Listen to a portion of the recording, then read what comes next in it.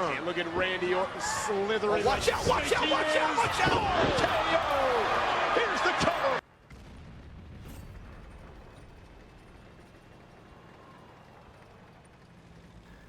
Which is currently been over the past week on track. So I'm guessing quite a few of you may be grinding towards this at the moment. Going up to the Charioteer, Conway and all that. It's a good line. A lot easier to grind than the Death Star in today's World of Tanks. Good luck playing AT-15 and Tortoise in 2020. But this thing I prefer immensely over the 183. Just for a lot of reasons between the gun handling and the fact that it has a centrally mounted turret.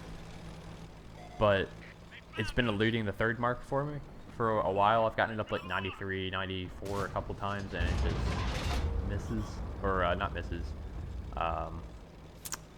Just hasn't clicked. I don't know. Just some bad string of luck and me not playing well in it maybe. Which is funny because like I said, I like this thing more than the Death Star, but I already had the Death Star 3 mark. And I was like, it's not right. So I think early last week I buckled down and went for it.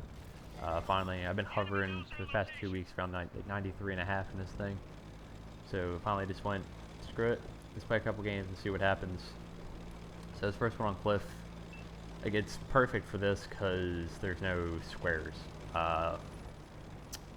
This thing, as you probably mostly know, the turret is huge, and it also only is like 13mm armor. So this thing is a already magnet, and when there is two already in the game, or even one, it can be a pain. And how you have to position yourself, especially when you're 3 marking, because you don't want to get just one shot. That'll just ruin everything. As we're just going to ruin this Dragons game. Good night, sir. For a first shot of damage, it's not even a full pen technically, because that's a tier 8 with less health than our mineral, I think, maybe? Possibly. So, this is pretty good for us in the way that we can take over this middle of the map. Nobody's really challenging this, so this is good for us. We get all these side shots, and hopefully we can pen a couple of these to boost up the damage. Again, the requirement for this was like, most tier 10s are around 5.5k, but really in reality, to really boost the mark up a couple, like 0.5% or something like that, you want to be doing 6k plus, just so you aren't inching your way up, you're making significant gains. So it's always something I've noted, like people like, oh yeah, you gotta get like 5.5k. Yeah, that's enough to maintain the mark and maybe push it up like a little tiny bit. But you really want to exceed that so that it's a little bit less frustrating. And right now, we're not getting the full pens, but we're just getting some damage. It's fine. This game seems like it's gonna be kind of close. And now they've won the donut on Cliff, as you can kind of see. I don't know why I'm using the square map in this game, but you know, we're going with it. And they're going to start trying to get side shots into me. I'm just trying to, what's the best way for me not to get shot here? Using the Rock's cover. Again, if they were already in this game, this would be a big issue for us. We somehow don't pen the Conqueror's lower plate, but we still do like 800 damage because Hesh is a great mechanic. So we didn't pen him, yeah. And at this point, I'm just trying to win the game. And the reason, again, I kind of like this thing over the Death Star. I don't care for armor in this game too much. That's pretty apparent by now. Just because of how easily countered it can be.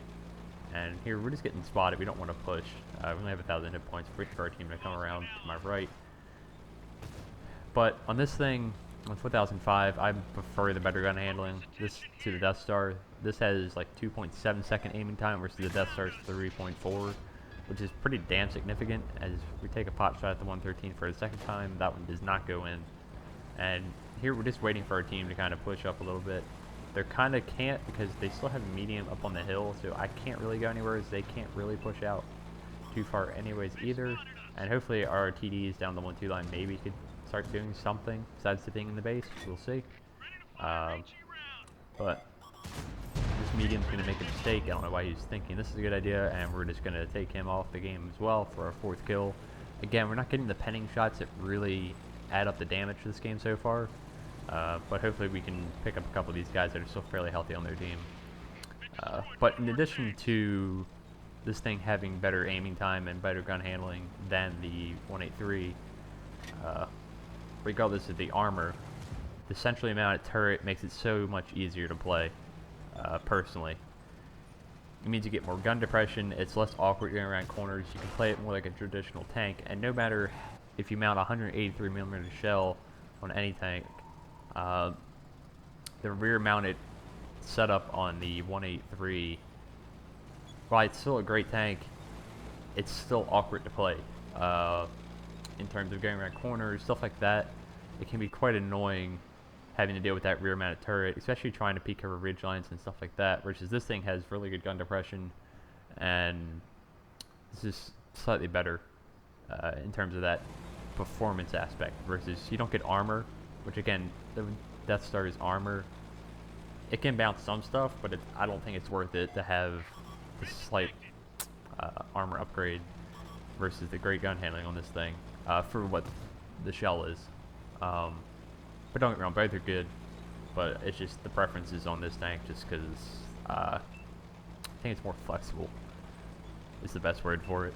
So, see, right now we haven't been doing too much. We've just been trying to get positioning on these guys, see what they're doing. We're backing up. His 183, this Patton, we're guessing he's going to probably overexpose himself. He's focused on the light tank, it looks like, not on us.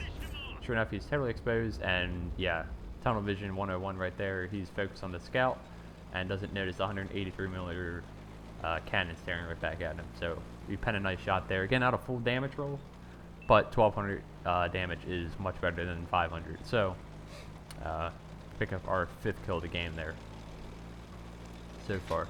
And now we're at the point where we've maintained the mark at 5.3k, and now we can try to pick up some more if we move in quickly here.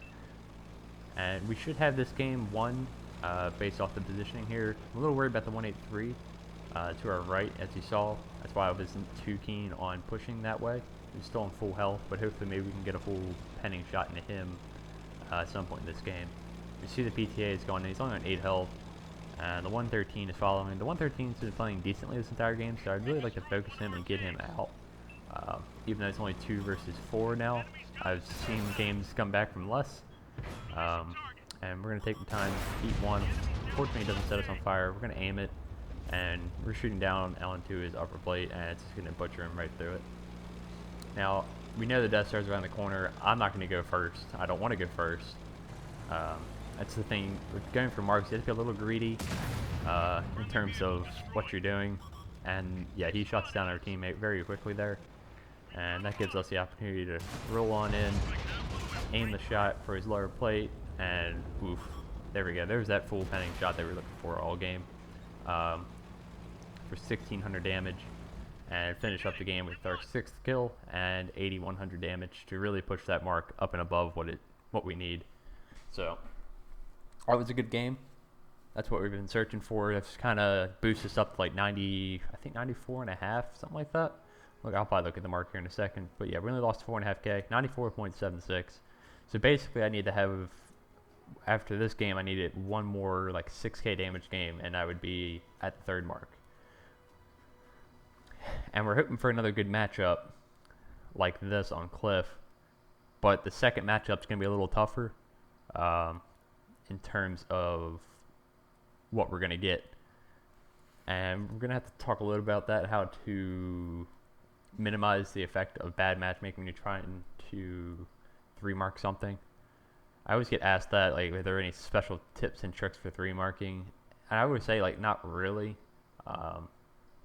You just have to really play well, be cognizant, is it? Yeah. Let's just say aware of what kind of tanks they have, what your tank is capable of, how focused you're going to be if you get spotted, stuff that you think about normally, but here you pay attention to it even more. As you see, we're on Malinovka, and Malinovka right off the bat is not a great map for the ship barn. It's super wide open, and then when you load in and see an arty platoon of 2 T-92s in a clan that you're pretty pretty sure knows who you are, you're going to have to play passively. So I don't want to go to the field because I'm not going to be aggressive enough to really do much there. Field is very passive, and I feel like I could just be left out for damage if I try to hide behind those buildings. And to be fair, I know those buildings don't really offer as much RD cover as I think they should.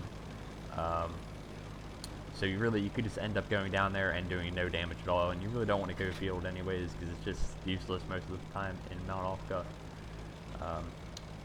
So instead, I'm going to push up to here, but I'm not going to push on top of the hill right away, simply because at 4005, spotted in the beginning of the game on top of a hill like that in the wide open is a prime target to get one shot by a D92 or two of them. So I really don't want to do that quite yet until I think there's an opportunity to go up on the hill. So instead, I'm going to hug this rock over to my left, this little sniper perch. We may see a lot of TDs a lot of the time anyways, and see if we can't get some shots from our light tanks who look like they're actually scouting fairly effectively here, and see if we can't put some early damage out from this spot that's fairly already safe. It's the best cover we have on this map, and it's not too passive, but it also doesn't expose our tanks super aggressively as we line up the shot. And yeah, goodbye stockade. So that's the first tier 8 deleted, thanks to our light tank spotting in the pretty much correct place. They're spotting the ramp and the middle, it looks like. And now we have our eyes set on the VK 4005, or not 4000, 4502A, and just aim it, and delete, Control Alt delete, and send him back to the garage as well. So that's two tier 8 heavies sent back and packing, and now I don't want to be too aggressive quite yet. They're already still on spot. I see our team's actually pushing the field fairly aggressively, so I'm going to probably guess, or at least hope, that their RD is focused on that way because they're really close to their base. But I still don't want to push quite yet because I'm not too sure on what they all have on top of the hill. So still trying to play kind of passively, preserve the hit points. I don't want to be too aggressive. This has been a good start to the game so far, but I don't want to throw it away and be overconfident. And then we see they're already get spotted, one of them, which is good. That means he's going to be panicking, quote unquote, and he's going to be trying to moving and maybe even gets taken out if we're lucky by our RD or somebody that has a shot on him. And now we're just trying to see if we can support our light tanks that are spotting. And again, here one of their RDs does get taken out, which is very nice. And at that point, I'm thinking, okay, T92, his platoon mate's going to be focused on the field. Now it's the time to push and get up on the hill and get some more damage out of this so we can get that third mark and not have to worry about that anymore, and have both the 183 millimeters of the British 3 mark for myself. So just kind of judging when's the right time to move up and what tank. Here we still get a shot in the side, but it seems like they're very focused on our tanks down there. I know I don't have a shot on the IS-7. I'm not going to waste my shot on the Tortoise. I can't really pen the 2790 frontally, but maybe I can track him, shoot him in the lower plate, aka where the 4 tracks are, where you can do the most damage usually. I could do 583, track him. And that's what's always important about 3 marking, is trying to get assisted, even if you can't to get a fully penning shot, as somebody shoots him. And hopefully maybe somebody can pen him frontally. It's always good luck with that.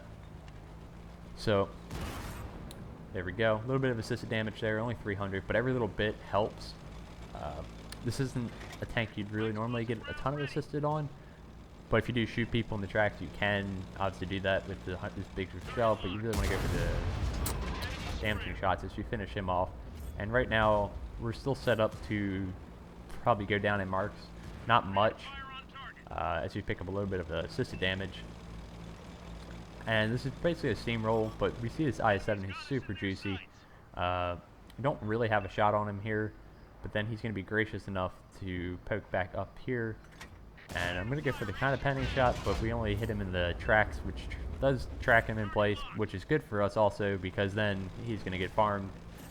And we're going to get a lot of nice assisted off of this guy and finish the game out with 2100 assisted and 4800 damage.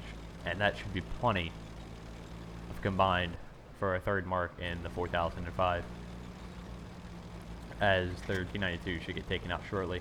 But again, it's just kind of a free marking. There's not super special tricks or tips I can really give. It's just not being too passive, but also not being too aggressive, and playing your tank to its exact strengths, recognizing when I can kind of expose it, and just playing your tank to your best strengths possible. Like light tanks, I'm going to be swatting a shit ton to get assisted damage for 3 marks. That's what's always worked for me for that. This, play a little more passively, wait for the shots to appear, especially on a map like that. It's not really well suited for a giant paper tank like the 4005 is. So I hope that kind of makes sense. Again, I don't have like the guru guide of like, hey, this is how to 3 mark this written down somewhere. It's just recognizing how the battle's flowing and what your tank's capable of, and playing that game to the best of your ability, really. As you see the results screen here, nothing crazy, made some silver, and yeah, that's the 3rd mark for the 4005. Hope you guys enjoyed, and I will catch you guys next time. See ya.